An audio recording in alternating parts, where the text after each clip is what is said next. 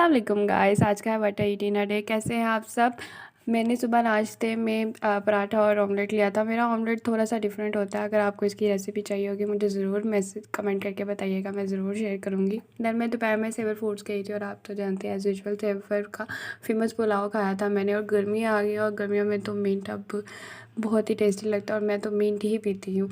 और घर आके मुझे छोटी सी भूख लग गई थी और फिर मैंने क्या कहते हैं फ्रेंच टोस्ट बनाए अपने लिए। और पुरानी याद ताज़ा हो गई, बचपन में हम यही लंच बॉक्स में लेके जाया करते थे और बहुत अच्छा लगा मुझे।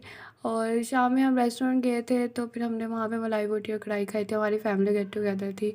आई होप आपको मेरे ब्लॉग्स अच्छे लग रहे होंगे। दुआ में याद रखिए, खुश रहिए, बात रहिए। Thank you so much.